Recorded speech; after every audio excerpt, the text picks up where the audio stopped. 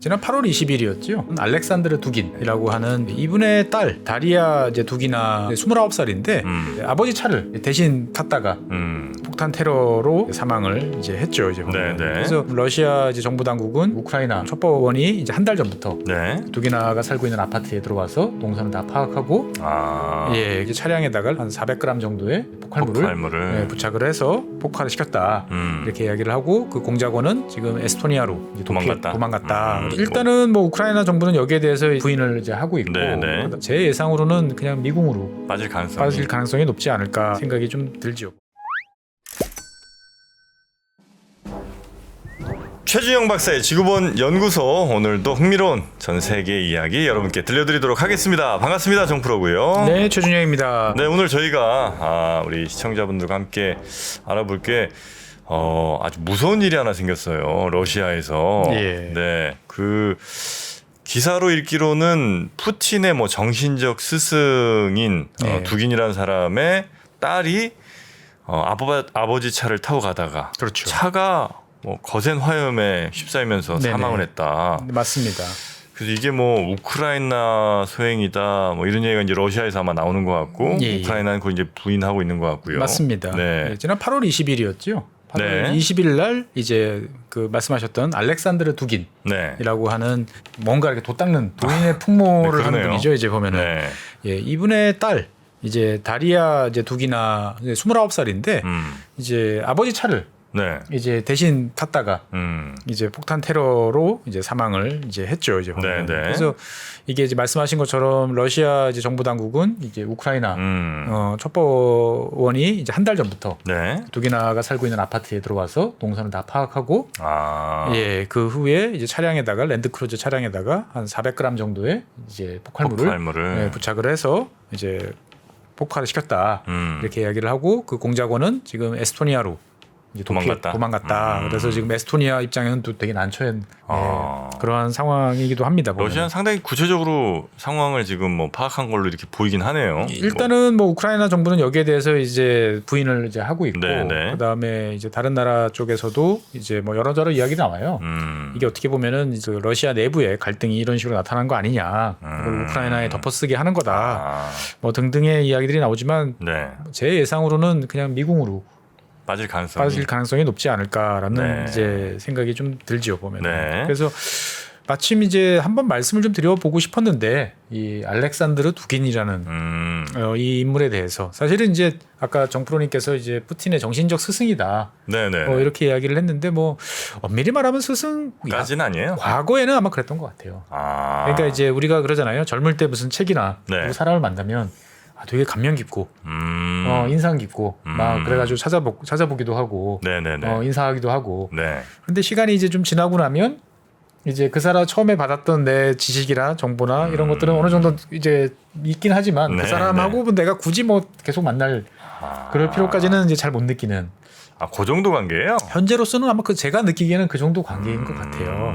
그러니까 이제 푸틴 대통령도 벌써 이제 대통령 몇십 년 했지 않습니까? 20년. 그렇죠.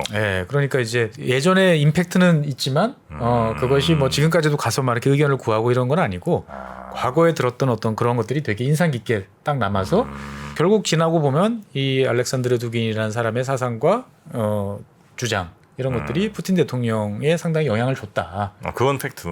그건 팩트인 것 같아요. 그래서 오늘은 이 알렉산드르 두긴이라는 사람의 어떤 그 기본적인 인식, 그 다음에 사실은 이제 오늘 말씀드리고 싶은 거는 이제 알렉산드르 두긴이 쓴 책에 이제 재미있는 내용들이 되게 많아요. 그래서 이 어떻게 보면 말이 안 되는 것 같기도 하고 말이 되는 것 같기도 하고, 그래서 여러분들께서 한번 판단해 보시라라는 차원에서 한번 알렉산드르 두긴과 관련된 기본적인 사항들에 대해서 이야기를 좀 해보려고 합니다. 두긴이라는 사람 저는 이제 사실 이번 뉴스 전에는 들어본 적 있나 기억이 없거든요. 그러시군요. 예전부터 근데 유명했던 사람이에요? 꽤 유명했었죠. 그러니까 러시아에서는? 이제 러시아 쪽에서는 꽤 유명했던 분이고 어떻게 보면은 그 여러 가지 러시아 사람들이 이제 생각하는 어떻게 보면은 러시아라는 동네를 잘 생각해 보면 유럽인가? 아닌데. 아시아인가? 아닌데. 좀 애매하잖아요. 뭐 아시아 대륙의 거의 대부분의 땅이 있고 아마 유럽으로 좀 가까이 있는 모스크바나 이 동네는 약간 유럽 같긴 하고 그런 그러니까 느낌이 있죠. 어떻게 보면 러시아라는 나라, 그다음에 러시아 민족 등등은 항상 우리는 누굴까? 우리는 어디에 서 있을까?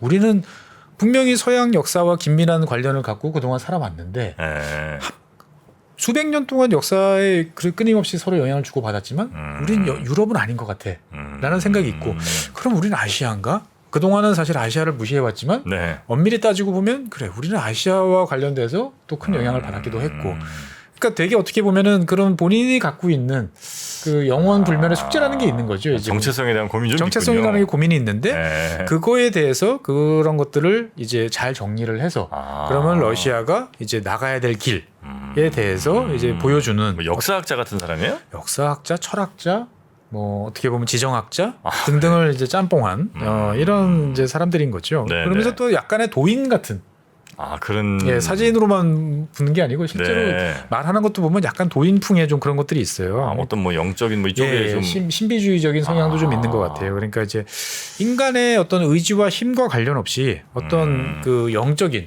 마치 이제 정해진 어떤 운명, 숙명 같은 거에 의해서 이 사람들은 움직이고 국가의 흐름이라는 거는 정해진다라고 이제 이야기를 하는 거죠. 그래서 약간 라스푸틴 같은 느낌이 예, 뭐 그런 면도 좀 일부 있고요. 네. 실제로 이 러시아 정교, 네. 종교에 대해서 되게 중시해요. 그래요. 예, 그러다 보니까 여러 가지 이제 면이 있는데 네. 뭐 일반적으로 학문적으로 말하면 이제 이 알렉산드르 두긴이라는 사람은 이제 신유라시아주의자다. 이렇게 이야기를 합니다. 신유라시아? 예. 그러니까 유라시아라는 거는 우리가 유럽 대륙 따로 예, 있고 예, 예. 아시아 대륙 따로 있는 게 아니잖아요. 붙어 있죠, 사실. 붙어 있잖아요. 예. 유라시아라고 이제 하나로 예. 큰 땅덩어리잖아요. 그래서 이제 이 러시아 쪽에서는 예전서부터 20세기 초반서부터 이제 유라시아주의라는 흐름이 있습니다. 그러니까 이제 서구하고 우리는 다른 것 같아.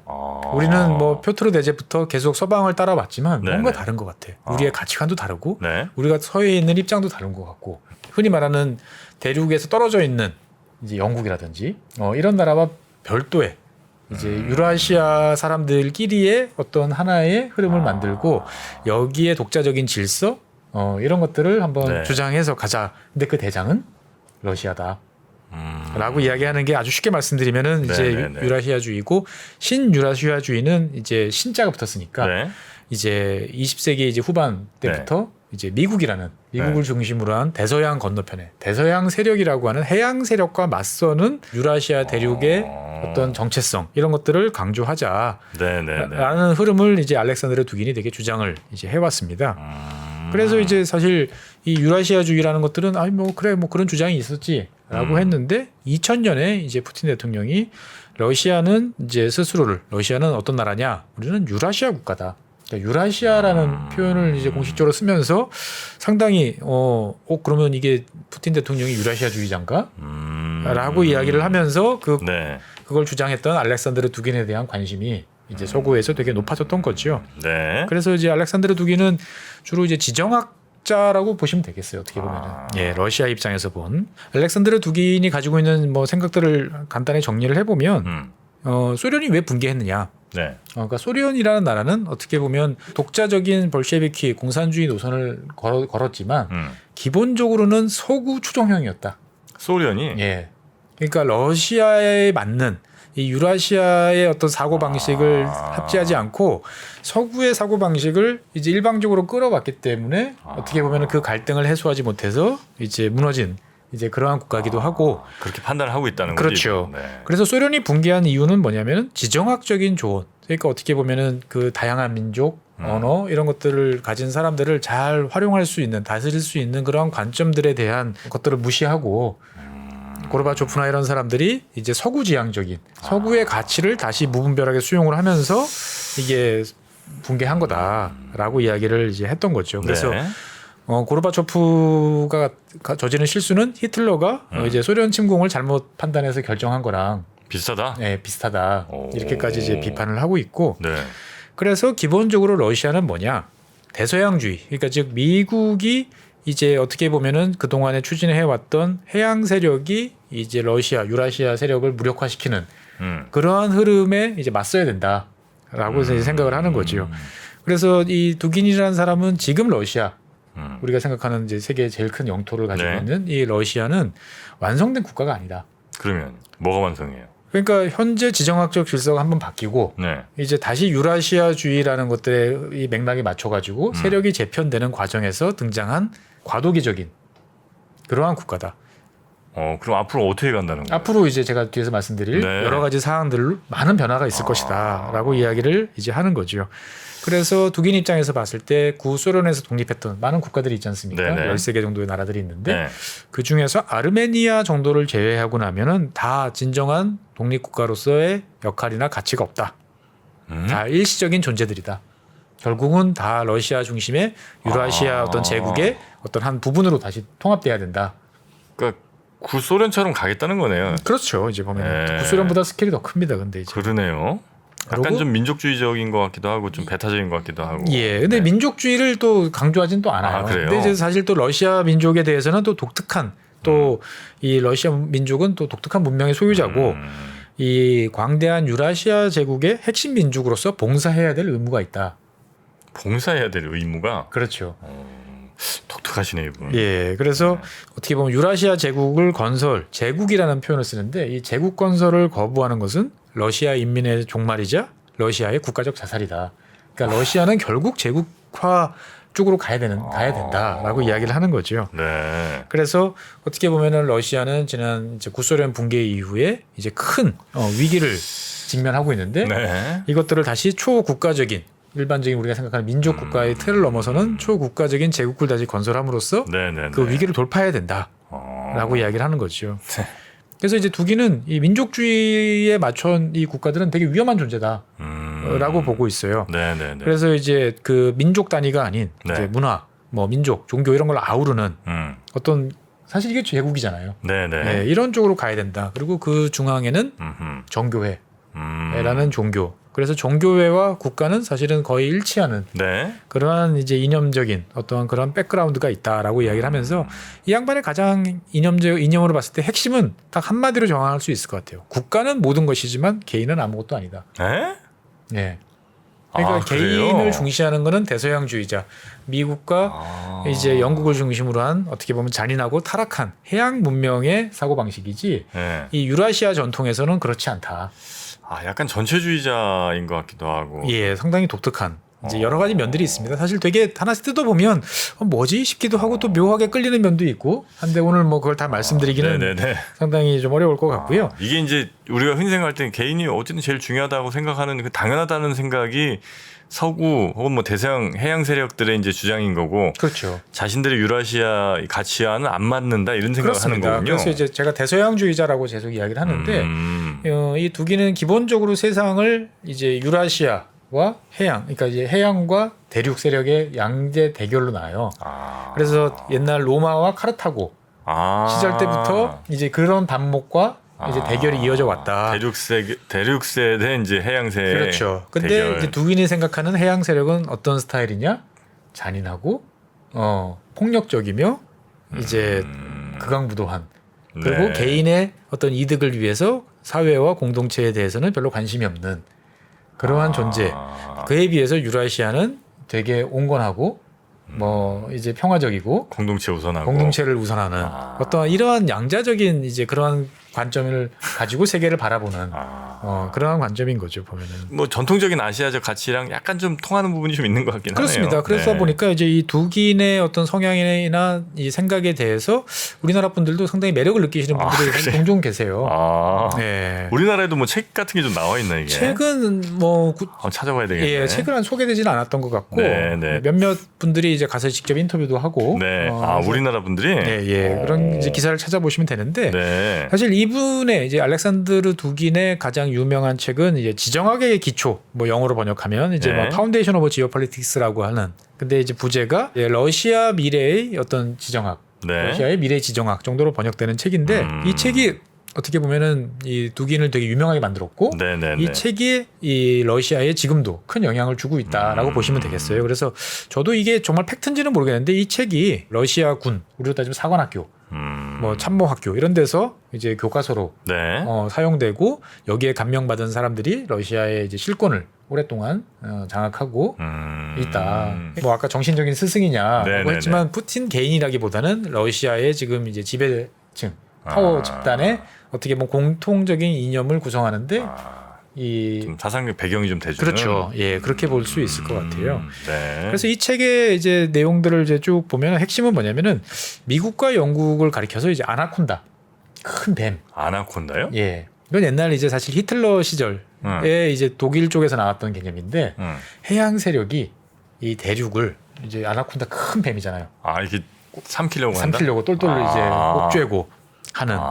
그래서 미국과 영국은 아나콘다 같은 존재로 유라시아 연안 지역을 이제 끊임없이 압력을 가하는 그런 존재다. 네. 그리고 이제 미국은 끊임없이 전 세계에 대해서 자국의 정치 및 경제적인 모델을 이식하려고 시도하는 존재다.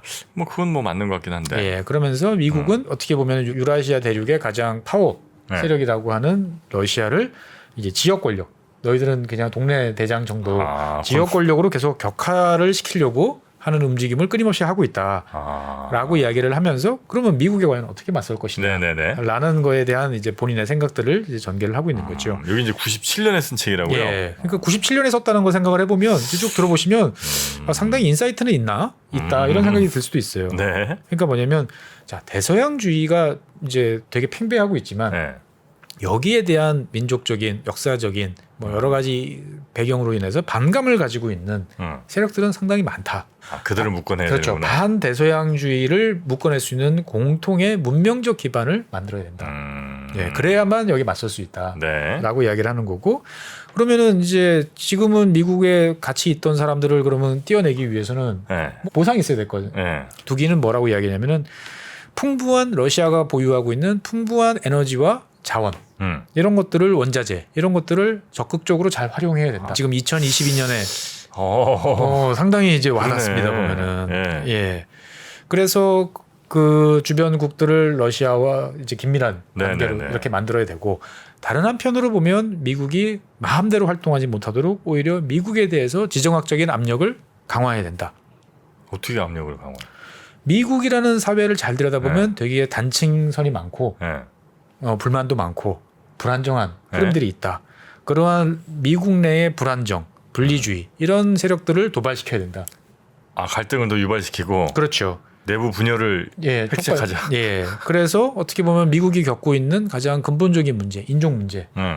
특히 흑인을 대표로 하는 어떤 인종 차별주의와 관련되는 갈등선을 극대화하는 데 주력해야 된다. 그래요. 그리고 미국 내에 있는 여러 가지 어떻게 보면 뭐 극좌나 극우 같은 다양한 이제 반체제 흐름들이 있는데 여기를 이제 지원을 해야 된다. 그러면 여기에 흐름들이 복잡해질수록 미국 내에서는 이게 다 우리가 너무 세계에 많은 관여를 했기 때문에 발생하는 문제다. 우리는 다시 고립주의 옛날로 돌아가야 된다라는 흐름들이 나타날 거다. 그렇게 간 거 아니에요, 미국이 지금? 그렇죠. 우리가 생각했을 때 그런 흐름이 강해지고 있잖아요. 그럼 미국이 더 이상 세계 정치를 안 할게. 우리만 잘 먹고 잘 살래. 이런 식으로 지금 가는 것 같은데. 그렇죠. 그게 어쩌면 이 두긴이 해야 된다고 생각했던 방향과 거의 일치하는 거 아니에요? 그렇죠. 그러다 보니까 우리가 2016년 대통령이 된 트럼프, 이런 존재들, 2018년 뭐 이렇게 싹 생각해 보면 여러 가지 흐름들을 뭐 그래서 러시아가 뭐 선거 과정에 개입했다. 맞아. 그때 있었는데. 있었잖아요. 그러니까 묘하게 이게 맞는 거 아닌가? 뭐 이런 생각도 이제 드는 거죠 보면은. 그러면서도 다른 한편으로는 이제 그 미국이 그동안 앞마당으로 자기 생각했던 남미를 분리시켜야 된다. 그래서 중남미 지역의 좌파나 어떤 민족주의 흐름들을 적극적으로 해서 미국이 이제 북미에 국한된 세력으로 고립되도록 만들어야 된다라고 이야기를 하는 거죠. 그 뭐 베네수엘라, 멕시코 뭐 이런 중남미 나라들을 그렇죠. 이렇게 잘 돕고 삶아서. 그렇죠. 그러니까 미국이 언제부터 강해졌냐? 미국이 어떻게 보면 멀로주의라는 걸 통해서 이 남미, 중남미 지역에 대해서 패권을 장악을 하면서 어떻게 보면 미국이 글로벌한 세력으로 본격적으로 성장했던 거 아니냐? 그러면 거기를 쳐서 오히려 미국을 고립시키는 쪽으로 가야 된다. 그리고 미국 내부의 어떤 다양한 균열선들을 적극적으로 활용해야 된다라는 게 두긴의 주장이에요. 두긴의 주장인 거죠. 들어보니까 어떠세요? 이 사람이 한 대로 러시아가 해서 이렇게 된지 모르겠는데 거의 이대로 비슷하게 간 것 같은데 남미도 그렇죠. 지금 반미 감정이 좀 좌파가 많이 또 들어섰죠. 있잖아요. 또. 그러니까 25년이 지난 현 시점에서 봤을 때 보면 이거 뭐지? 라는 생각이 든다라는 거죠. 신기하네. 예, 그러면서 이제 유라시아 제국, 러시아를 중심으로 한 유라시아 제국을 이제 만들기 위해서 러시아가 가야 될 길은 뭐냐? 그러면 여기에 대해서 3개의 축을 만듭니다. 3개의 축이 있다. 지도에 딱 지도를 펼쳐놓고 선 3개를 그리는 거죠. 그래서 이 방향으로 뻗어나가서 연합하고 같이 가야 된다. 그러면서 미국을 고립시켜야 된다라고 이야기하는 거죠. 첫 번째 축은 어디냐? 모스크바, 베를린 축입니다. 독일. 그렇죠. 그래서 이 미국에 맞서기 위한 유라시아에 단합되고 러시아와 우호적인 유럽이 필요하다라고 이야기하는 거죠. 그래서 이 러시아와 독일의 끈끈한 관계, 동맹 관계를 이제 강조를 합니다. 대서양주의에 맞서기 위해서는 첫 번째로 제일 힘을 들여야 될 것은 독일이다. 독일을 떼내야 된다. 저 대서양 세력으로부터 떼내서. 그렇죠. 러시아와 긴밀한 관계, 러시아와 함께 이해관계를 같이 하고 유라시아의 세력의 핵심으로 같이 가야 된다. 이것도 보면은 되게 와닿는 거죠. 보면. 실제로 독일이 진짜 에너지 의존도가 제일 높아졌잖아요. 지금. 그렇죠. 지난 이제 그 메르켈 총리 이제 있는 시절에 묘한 생각이 드는 거죠. 그러면은 이제 독일이 그럼 맨입으로 그냥 그렇게 따라오겠느냐? 라고 생각할 수도 있는 거죠. 뭘 줘야 되잖아요. 그렇죠. 그래서 이제 이 97년 당시에 독일은 책에서 이렇게 써요. 지금 그 러시아의 역의 영토, 국경이 떨어진 영토인 칼리닝그라드 있죠. 예, 여기를 돌려주자. 그러니까 저 땅 속에 섬처럼 가 있는 칼리닝그라드. 러시아 영토긴 하지만 러시아 본토하고는 떨어져 있는 여기가 사실은 독일의 고향이죠. 예, 프로이센이 다 여기서부터 출발했었으니까. 그렇습니까? 이 지역을 돌려주자. 그 정도는 충분히 할 수 있다. 그래서 이 유라시아 대륙에서 벌어지는 많은 여러 가지 문제에 대해서 핵심은 러시아와 독일이 사전에 협의하고 판단해서 그 문제를 해결하는 데 힘을 합쳐야 된다. 그래서 러시아와 독일은 유라시아 세력을 이끄는 양대 축이 돼야 된다. 물론 대장은 러시아지만 유럽이라는 어떻게 보면 역사적으로 봤을 때 파워풀하고 복잡다단한 것들이 있는데 그 유럽을 총괄할 수 있는 어떠한 세력의 핵심으로서는 독일을 이제 꼽고 있는 거죠. 그리고 그러면 프랑스는 어떻게 하느냐? 프랑스도 어떻게 보면은 기본적으로 이 미국에 대한 별로 좋지 않은 감정들, 미국에 맞서고 싶어하는 독자적인 감성이 있기 때문에 그래서 이 프랑스, 독일 연합 블록을 형성하는 것들을 지원해줘야 된다. 예, 그래서 독일을 내세워서 프랑스와 연합 블록을 형성하게 하고. 먼저 독일은 그러니까 완전 우리 편을 만들고 그렇죠. 독일이 프랑스랑 또 이렇게 할 수 있게. 그래서 서유럽과 중부 유럽에 대해서는 러시아는 철저하게 독일의 영역으로 인정한다. 그리고 독일은 자체 그 러시아의 지원을 토대로 프랑스와 우호적인 관계를 맺으면서 프랑스 독일 블록을 형성하고 그 두 나라가 서유럽과 중부 유럽을 이제 포괄하는 그런 식으로 가야 된다. 그럼 이렇게 됐을 때 97년 입장에서 봤을 때 그게 가능하겠느냐? 가만히 안 있을 나라가 있다. 영국이다. 영국은 항상 대륙의 어떤 균열을 만들어서 자국의 이득을 극대화하는 그런 역사적인 전통이 있잖아요. 당연히 가만히 있지 않겠죠. 그래서 영국을 유럽 대륙에서 차단하고 고립시켜야 된다. 떨어내야 된다. 옛날에 나폴레옹이 했던 거 아니에요? 영국을 그렇죠. 그랬다 망했잖아요. 근데 영국이 결국은 어떻게 됐죠? 20년 만에 자기 발로 떨어져 나갔죠.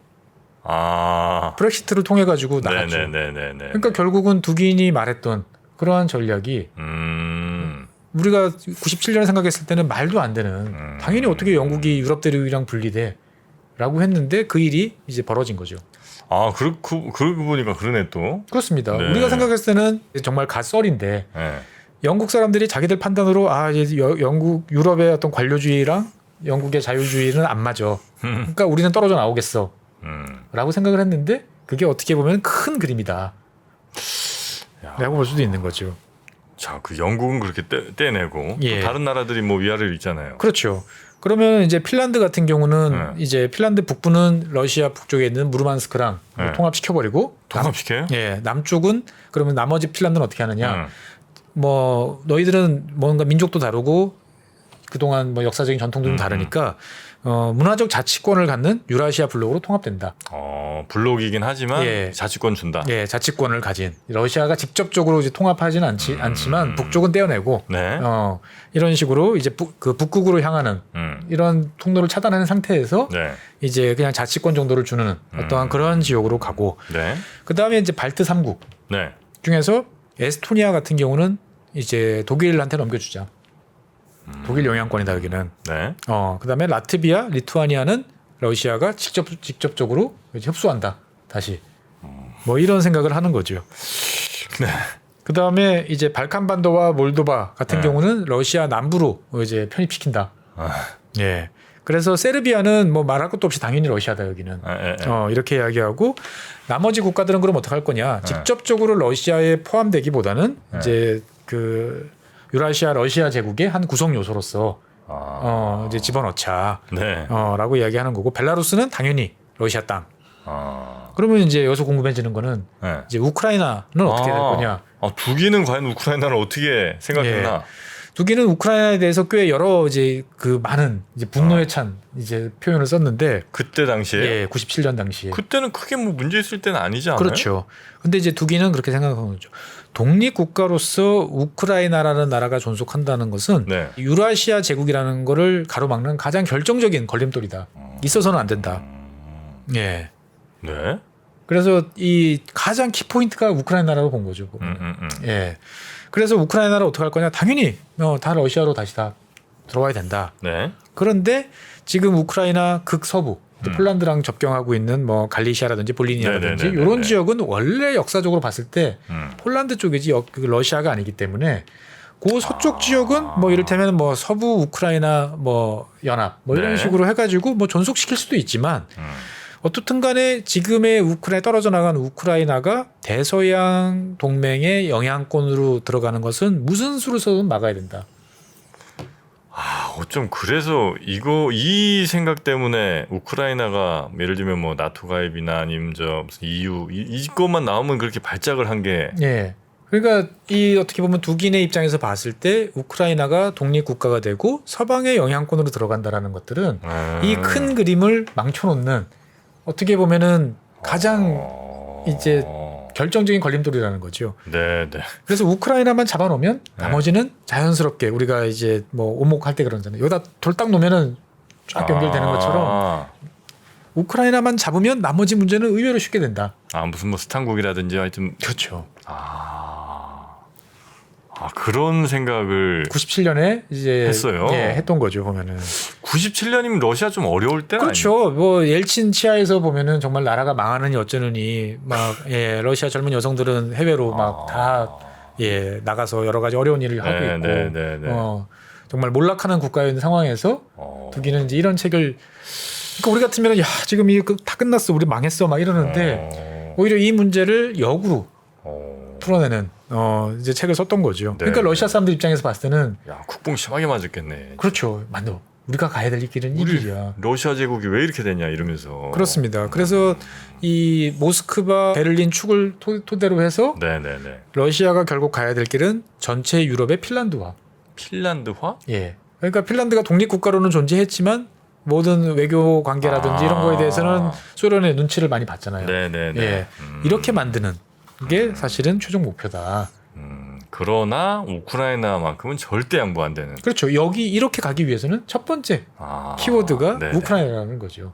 이게 이제 모스크바 그다음에 베를린 축이라는 아주 중요한 한 축이고요. 그렇죠. 세 가지 중에 나머지 두 개는 뭐 어디요? 그렇죠. 그러니까 서쪽을 갔죠. 이제 유럽 대륙. 그러면은 이제 동쪽. 베이징 가나요? 베이징이 아니고 도쿄입니다. 도쿄? 예, 일본. 그래서 이제 동부 이제 러시아가 크잖아요. 네. 크니까 이 유라시아 대륙의 동쪽 축을 같이 할 수 있는 파트너로는 일본이다. 일본은 미국이랑 너무 친한 거 아닌가요? 그렇죠. 근데 이 두기는 그렇게 생각하는 거죠. 전쟁을 했던 한번 맞섰던 어떤 그런 것이 있기 때문에 역사라는 거는 결국 그렇게 뭐 지금 당장 미국이랑 같이 있다고 그래가지고 영원할 일은 없다. 그래서 얼마든지 우리가 러시아가 적절한 그 카드를 꺼내서 다시 일본을 미국으로부터 떨어낼 수 있다. 그래서 그 핵심 키워드가 뭐냐? 쿠릴 열도, 북방의 열도. 이거를 줘요 또? 네, 준다. 러시아 땅 많다. 야, 네. 이분 통이 크시네. 그렇죠. 통이 크면서 그렇게 해서 이제 일본이 원래 1930년대에 추진하던 대동아 공영권, 어떻게 보면 일본 중심의 새로운 질서. 이게 결국은 유라시아 큰 대륙의 하나의 또 동쪽의 질서이다. 인정해야 된다. 그래요? 네, 그렇게 보는 거죠. 그러니까 러시아를 중심으로 러시아가 제일 위에 있지만 서쪽은 독일을 중심으로 한 독일이 자치적으로 어느 정도 관할을 하는 그리고 동쪽은 일본이 관할을 하면서 나름대로 질서를 형성하는 그러면서 미국과는 맞서는 어떠한 이러한 세계를 꿈꾸는 거죠. 그러면 이제 이러한 데 있어서 중요한 역할을 할 수 있는 동맹국은 누구냐? 일본이 이제 있지만 일본 혼자 할 수 없으니까 인도도 끌어들여야 되고. 인도? 예. 그다음에 남북한, 베트남도 충분히 이런 큰 그림에서 역할을 할 수 있는 그러한 존재들이다라고 보는 거죠. 그러니까 우리가 생각하는 거와는 전혀 다른 관점에서 바라보는데 뭐 러시아 입장에서 봤을 때는 또 이렇게 바라볼 수도 있겠구나 생각이 드는 거죠. 보면은 우리 생각하고는 전혀 다른 것 전혀 같긴 다르죠. 한데. 예. 그러면서 몽골은 러시아가 직접 흡수한다. 그래요? 다시 우리가 어차피 독립시켜준 나라이기 때문에 우리가 가지고 온다. 그래서 이 러시아가 유라시아 제국을 만드는 데 있어서 가장 크게 경계해야 될 존재는 누구냐? 유라시아 대륙 내에서 네. 중국이다. 중국은 경계해요? 예, 중국에 대해서는 매우 적대적이다. 저 중국을 내버려두면 안 된다. 원래 참 그러니까 소련이랑 중국은 좀 안 좋긴 했었죠. 그래서 독일 같은 경우는 이 중국에 대해서 배신자라고 생각을 합니다. 배신자? 예, 모택동이 자국의 상황에 잘 맞는 농민 사회주의, 농민이 중심이 된 농업이 중심이 된 독특한 유라시아 대륙 풍의 어떤 사회 체제를 건설하고 있었는데 그 후계자인 등소평이 그거를 배신하고 서구와의 타협을 통해서 대서양 질서에 스스로 투항해버렸다라고 이야기를 하는 거죠. 그래서 이 중국을 가만 내버려 두면 1997년 이야기입니다. 결국 카자흐스탄을 포함한 그 중부, 중앙아시아 지역, 그 다음에 동부 시베리아 지역 이쪽 지역으로 진출을 시도해서 러시아의 이해에 큰 타격을 줄 것이다. 지금 사실 이렇게 되고 있잖아요. 그러게요. 예. 지금도 이제 러시아하고 그 중국 국경 지역 저쪽 시베리아 이쪽 접경 지역을 보면 러시아 쪽은 사람이 없어가지고 껌껌합니다. 근데 여기는 막 인구 100만 도시들이 막 줄줄이 늘어서 있는 거죠. 그리고 계속 진출을 계속 자연스럽게 진출할 수밖에 없는 거죠. 그리고 뭐 아프간 이후에 중앙아시아 같은 경우도 다들 이제 중국의 영향권이라고 생각을 하잖아요. 맞습니다. 예. 그래서 그러면 이 중국을 어떻게 할 것이냐? 해체해야 된다. 중국 해체예요? 네, 중국을 이대로 내버려두면 안 된다. 그럼 어떻게 해체시킬 것이냐? 티벳, 신장 위구르, 몽골, 만주 북부 이 지역을 통합을 해서 러시아 안보벨트로 만들어야 된다. 그러니까 러시아가 직접 흡수하는 건 아니고 만충지대를 형성해야 된다. 중국이라는 나라를 뭐 러시아가 통째로 어떻게 할 수 있을 만큼 그런 나라 아니라는 건 당연하니까 대신 이제 북쪽으로 러시아의 이해관계를 위협할 수 있는 어떤 그런 것들은 차단하기 위해서 북쪽 완충지대 그러니까 과거에 청나라가 점령했던 되면서 확보했던 영토들은 다시 떼어내야 된다. 그래서 무슨 희생을 치르더라도 중국의 분열, 그 다음에 정치적 행정적인 분할을 촉진해야 된다. 이게 이제 북인의 주장이에요. 그럼 중국이 가만히 있겠느냐? 라고 이제 생각을 하실 텐데, 그래서 중국으로 하여금 북부가 아닌 남쪽으로 내려가도록 해야 된다. 예, 뭐 남중국해가 됐던 어디가 됐던 남쪽으로 내려가도록 하는 게 맞다. 위로 오지 말고. 위로 오지 말고. 그래서 이렇게 생각해 보면은 중국이 또 남중국해나 여러 쪽으로 진출하면서 미국과 이제 강하게 맞서고 있잖아요. 그거는 시원하고. 사실 생각해 보면 이게 어떻게 보면 두긴이라는 사람이 97년 입장에서 봤을 때는 원하던 그림의 한 절반쯤은 자연스럽게 이제 돼가고 있는 거죠, 이제 보면. 예. 그러면 태평양이라는 이쪽에서 미국이 이제 집중을 할 수밖에 없고 여러 가지 어려움을 겪으면 대서양 쪽에서의 신경 못 쓰고 신경은 줄어들 수밖에 없는 이러한 그림이라는 거죠. 뭐 그림은 잘 그리시네. 그림 잘 그리죠. 예, 그대로 뭐 가는지 어떤지 뭐 확실하지는 않습니다. 어쨌든 여러 세계 곳곳에 대한 이해는 좀 많이 있는 것 같네요. 그러니까 우리가 이제 지도 딱 놓고 재개발 지역 다 어디 가지 이렇게 딱 여기 재개발 이렇게 딱 그림 그려놓고 아무 근거 없이 하지만 묘하게 설득력이 있죠 보면은. 그래서 이제 저 모스크바랑 하나는 독일 베를린. 쪽으로 가고 하나는 이제 지금 도쿄로 가서 일본. 그러면 이제 동서 양쪽으로 쫙 하면 진짜 그림 크게 그리시네. 크시죠. 예. 또 하나는 어디예요 그러면? 테헤란입니다. 테헤란? 이란. 예, 테헤란도 여기 말고 이란입니다. 테헤란. 그러면 저 석유 뭐 이쪽이에요? 그렇죠. 이슬람입니다. 이슬람. 그러니까 이제 두긴이 봤을 때 이슬람은 반대서양주의의 가장 핵심적인 러시아와 동맹을 맺을 수 있는 러시아 정교. 그 다음에 이슬람은 반대서양이라는 어떠한 그러한 세력을 그러한 하나의 대의 명분을 놓고 충분히 함께 갈 수 있는 그러한 세력이다. 뭐 이게 또 맞는 말이긴 하네요. 그렇죠. 네. 그래서 이제 이란과의 광범위한 이제 동맹을 만들면 네. 러시아가 그 수백 년 동안 원하던 따뜻한 바다의 꿈을 이룰 수 있다. 얼지 않는 바다. 네. 그래서 인도양으로 나가면 된다.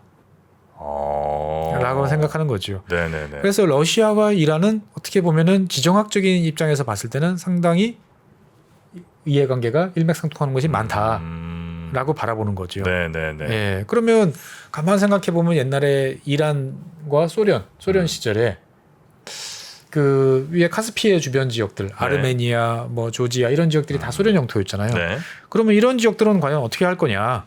적당히 이란하고 이제 나누자. 또? 예. 왜냐면 이제 땅을 주고 끌어들이자라는 거죠. 그러니까 기본적으로 땅은 많다. 진짜 많으니까 할 수 있는. 예. 그래서 이제 우리가 생각했을 땐 요즘에 막 아제르바이잔한테 쥐어 터지고 있는 아르메니아 같은 경우가 얘네들은 잘 써먹을 대상이더라고 97년에는 생각을 했던 거죠. 네네네. 그래서 아르메니아에 대해서 상당히 이제 비중을 부여를 해요. 그래서 아르메니아는 역할이 있어. 뭐냐? 튀르키예, 그 당시엔 터키죠. 튀르키예를 저지하는데 러시아가 직접 나서기보다는 아르메니아를 내세우는 게 맞다. 그래서 아르메니아 같은 경우는 뭐 종교적으로나 그 다음에 인종적으로 봤을 때도 아리안 계통이기 때문에 터키는 좀 달라요. 그렇죠, 다르죠. 예. 그래서 지금도 이제 철천지 왼수잖아요, 보면은 아르메니아와 튀르키예랑. 예. 그렇게 이제 가서 아르메니아를 통해서 튀르키예를 견제하고 가고. 그러면은 아제르바이잔 이 나라 어떻게 하냐? 이 나라야말로 쪼개서 없애버려야 될 나라다. 그래서 러시아, 이란, 아르메니아 3국이 쪼개서 가져가자. 생각보다 아르메니아를 굉장히 중요하게 여겼네. 그렇습니다. 아르메니아가 하여튼 이 중동 쪽에 굉장히 키플레이어라고 생각을 했던 거죠. 97년 입장에서 봤을 때는. 근데 이제 97년에는 그래서 그 당시에는 이제 구소련 독립 이후에 분쟁 지역에서 아르메니아가 승리하기도 하고 아제르바이잔과 이런 면이 있었던 거죠. 그래서 이제 카자흐스탄, 아파지아 이런 쪽은 다 러시아 직할령으로 가고. 그 다음에 그럼 조지아, 그루지아는 어떻게 할 것이냐? 그러면 북부 뭐 남오세티아라든지 뭐 이런 지역들은 일부 떼어내고 나머지는 이란한테 선물로 주자라고 이야기를 합니다. 보면은. 그러고 난 다음에 이란 같은 경우는 이제 어떻게 해야 되느냐? 잘 대접해줘야 된다. 왜? 튀르키예와 사우디 같은 어떻게 보면은 미국 친화적인 어떤 이런 나라와 맞서는 동맹으로서 이란을 잘 활용해야 된다. 키플레이어로서. 묘하게 이란. 설득력 있습니다. 그러네요. 예. 그래서 이런 흐름에 있어서 가장 걸림돌이 되는 나라는 누구냐? 튀르키예다. 예, 보는 거죠. 역사적으로 봤을 때 계속 옛날 러시아랑 충돌을 했던 나라잖아요. 그러다 보니까 튀르키예가 저대로 있으면 다른 생각한다. 튀르키예 또 분열해요? 그렇죠. 지정학적으로 잘 따지고 보면 여러 가지 이제 분열선이 있다. 동부 지역과 서부 지역. 그래서 다양한 지정학적인 충격과 분열 시도를 통해 계속 해야 된다. 그래서 튀르키예를 저 이스탄불 쪽 서쪽 지역에 국한된 어떤 그런 쪽으로 이제 밀어내야 된다라고 이제 보는 거죠. 어떠세요? 이렇게 삼축을 딱 보면. 아니 뭐 이대로 갔는지도 잘 모르겠고 뭐 이 사람의 말이 뭐 맞고 틀리고는 잘 모르겠는데. 하여튼 전체적으로 이렇게 그림을 그린 솜씨만큼은 대단히 좋은 것 같다. 그렇죠. 그러니까 어떻게 보면 큰 그림이 우리는 아예 그냥 공상과학이라고 생각할 수도 있지만 공상이라고 생각할 수도 있지만 큰 그림을 그려놔야 거기 맞춰서 구체적인 것들을 채워넣을 수 있는 거거든요. 큰 그림조차 안 그려보면 이거 뭐 그렇죠. 방향을 잡을 수가 없는 거니까. 그러니까 어떻게 보면 요즘에 가끔 그런 말 하잖아요. 대한민국에 큰 그림이 있느냐 이런 외교적인. 예. 그런 면에서 봤을 때 보면은 묘한데 근데 하나하나 따지고 보면 꽤 많이 됐어요. 그러니까 그런 것 같아요, 진짜. 예. 그래서 이제 97년에 이 책이 발표되고 난 다음에 2000년대 초반 그리고 그 한 중반 흐르면서 유럽의 많은 학자들이 이렇게 보니까 야 이게 정말 이 책대로 되는 거 아니야? 그래서 새삼 이제 알렉산드르 두긴에 대해서 여러 가지 분석과 연구를 많이 합니다. 그래서 이게 정말 두긴의 오리지널 생각이냐라고 이제 연구를 해보니까 꼭 그렇지는 않은 것 같다. 라고 이야기를 해요. 그럼 누구 생각이에요? 이 기본적으로 뭐 생각이라는 건 다 이제 누군가 또 공유되는 거겠지만. 그래서 벨기에 지정학자, 벨기에에 있는 지정학자인 장 프랑스와 티리아트라는 사람이 있었는데 벨기에? 예, 1922년생이고 92년에 이제 나이 한 70으로 이제 돌아가신 분인데 이 양반의 생각을 상당히 많이 끌고 왔다라고 이야기를 합니다. 아, 그래요? 네, 그래서 장 프랑스와 이제 티리아트 같은 양반은 70년대 이런 시절에 유로 소비에트 제국을 건설해야 된다라고 이야기를 했습니다. 유로 소비에트면 유럽과 소련을 다 같이 이어버리는. 그렇죠. 그러니까 반미의 어떤 그런. 그래서 블라디보스톡에서부터 아일랜드 더블린까지 이어지는. 그리고 남쪽으로 이제 확장하는 어떤 그런 유라시아의 어떤 세력화를 꿈꾸던 사람이에요. 약간 뭐 사회주의자예요, 이분은? 그렇죠. 그런 쪽인 것 같네요, 그죠? 그러니까 이제 미국이 2차 세계대전 이후에 유럽을 이제 거의 자기로 놓고 그다음에 미국식 생활 양식, 미국식 사고 방식이 유럽을 이제 지배를 했잖아요. 그게 싫었던 거예요. 특히 이제 그 미국이 당시 60, 70년대, 70년대까지 강조하던 오일 쇼크 이전에 막 흥청망청 써대던 소비주의. 이런 것들이 저거는 유럽의 가치에 맞지 않는다라고 보는 거죠. 예. 그래서 저런 미국의 소비 문화에 맞서는 유럽 문명의 전통을 누가 고수하고 있느냐? 러시아다. 소련이다. 그래요? 예. 그래서 지금도 유럽의 프랑스라든지 이런 지역의 구구파, 구구 쪽에 있는 사람들이 모스크바를 방문하면 그렇게 기분 좋아한답니다. 그 구파가? 예. 왜요?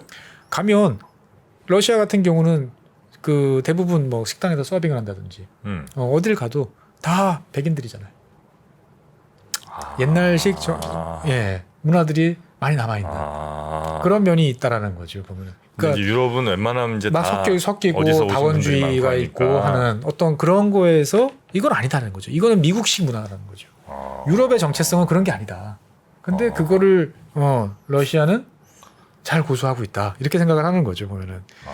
그래서 이 티리아트 같은 사람은 이제 소련과 당시 유럽의 어떤 신성 동맹, 반 유럽의 문화, 유럽의 가치라는 어떤 이런 가치를 통한 어떤 동맹을 만들어야 된다라고 주장을 하면서 이런 여러 가지 큰 그림들을 그렸는데 거기에 약간 영향을 좀 많이 줬어요. 많이 받았어요. 실제로 이 두긴 같은 사람은 90년대 초반 이런 지역에 가서 이 유럽의 어떤 이런 우파적인 사람들하고 교류도 많이 하고 그러면서 많이 이제 흡수를 했던 거죠. 네네네. 야, 그럼 이제 이렇게 하다 보면 당연히 충돌 갈등이 생길 거 아니에요. 예를 그렇죠. 들어 뭐 영토를 이만큼들 핀다든지 뭐 이럴 때. 네네. 뭐 잘 주고 이렇게 하는 거야 상관없겠습니다만. 그럴 때 그러면 전 세계적으로 전쟁이 일어날 이건 어떻게? 그러니까 이제 두긴 같은 사람은 뭐 전쟁을 피해야 된다 이런 생각은 아니에요. 전쟁을 뭐 꼭 해야 되는 건 아니지만 무조건 전쟁을 해야 되는 건 아니지만 상황이 되면 한다. 상황이 되면 할 수 있다.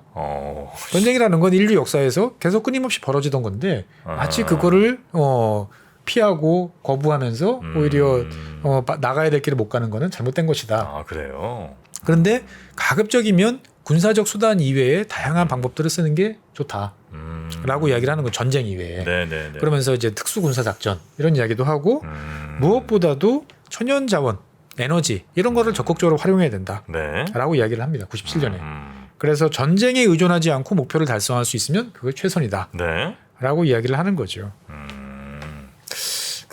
전쟁을 하지 않고 할 수 있으면 다행이지만 어쩔 수 없는 경우는 당연히 전쟁도 불사한다. 그렇게 따지고 보면은 그러잖아요. 지금 전쟁이 그러니까 2000년 이후부터 보면은 에너지를 가지고 유럽 대륙을 의존도 독일이나 이런 나라를 의존도 높이고 다른 한편으로는 에너지를 가지고 우크라이나를 계속 공경에 몰아넣고 그러면서 뜻을 하나씩 이제 만들어 가고 있었는데 이제 유로마이단이나 이런 이야기들이 벌어지면서 우크라이나가 이제 대서양의 핵심 어떤 영향으로 간다. 그러면 여기에 대해서는 우리가 전쟁을 해서라도 이걸 막아야 된다라고 이제 보는 거죠. 이제 보면.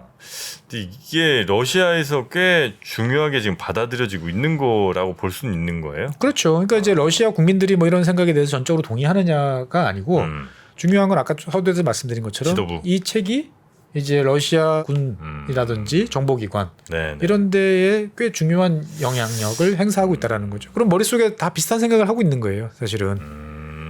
굳이 막 이 두긴 책을 막 훑어보면서 야, 이대로 해야 돼가 아니고 그 책을 가지고 서로 어린 시절 예전에 학습하고 맞는 것 같아라고 하면 그 책 덮고 우리도 그런 경우 많잖아요. 내가 무슨 책에서 봤어. 근데 그 책을 본 기억은 다 사라졌어. 그때부터 이제 그냥 내 생각인 것처럼 생각이 드는 거죠. 그리고 그런 책을 본 사람들끼리 이야기하면 너도 그 생각이야? 내 그러면 야 우리 생각이 일치하는구나라고 생각하고 이게 맞는 거구나. 그렇죠. 그 방향으로 가는 거죠. 큰일 났네. 큰일 났어. 그래서 사실 이제 네. 두긴의 이제 이론들은 어떻게 네. 보면은 러시아 위주이기도 하지만 네. 거슬러 올라가면 1920, 30년대 독일에서 나왔던 이야기들하고도 되게 비슷해요. 그때는 독일이 중심이 되고 러시아를 끌어들여서 어떤 이 라벤스바움이라고 하는 이 영토 생활권이라는 네네. 개념이 러시아 관점으로 바뀐 것뿐이지 어떻게 보면 1920, 30년대에 파시즘 부상과 더불어서 나오던 중부 유럽을 중심으로 해서 나오던 이야기가 네네. 요만큼 동쪽으로 간 이야기랑 거의 비슷하다라는 거죠 보면은. 그래 보이네요, 진짜 딱 들어도. 예. 근데 이제 하나씩 보면 꽤 많이 맞았기 때문에 이게 좀 사실 이렇게 그냥 공상이야. 라고 그러기에는 치부하기에는 좀 찜찜한 면도 있는 그러네요. 거죠. 야, 이 두긴 그런데 그 두긴의 딸이 지금 이제 사망을 그쵸. 했죠. 예. 이러면 또 어떻게 될지가.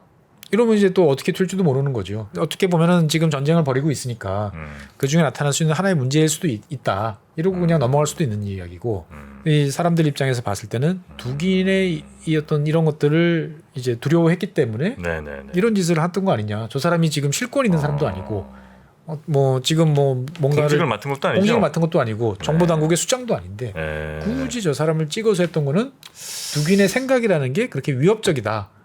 라고 쟤네들이 받아들인다. 그러면 두긴의 말이 진리다. 옳은 것이다. 네네. 라고 이제 더 확신할 수도 있는 거죠. 야, 이 사건이 나중에 왜 보통 이제 어떤 사건 생겼는데 그때는 잘 뭐 뭔지 모르거나 혹은 뭐 중요하지 않게 생각했다가 시간이 지나고 보면 그게 진짜 중요했던 일들이 종종 있잖아요. 네네.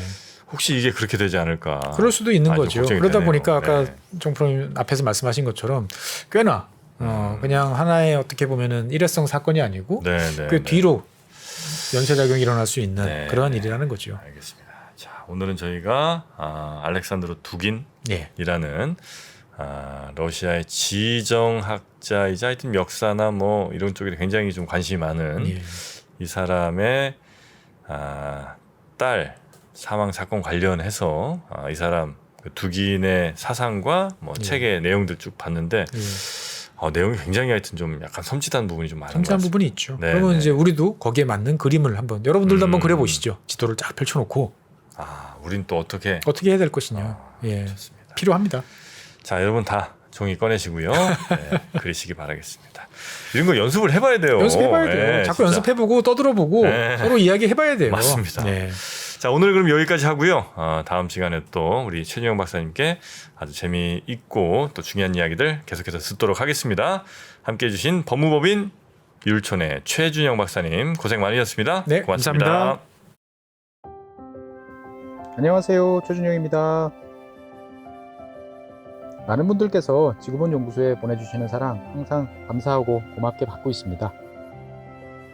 여러분들께서 좋아해 주시는 만큼 저도 즐거워야 되는데 사실 제 마음속에는 항상 고민이 하나 있었습니다.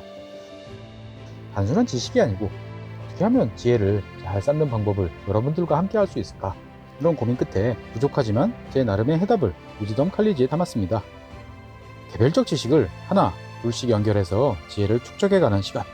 조금이라도 더 많은 분들과 나누고 싶습니다. 꼭 함께 해주세요. 감사합니다.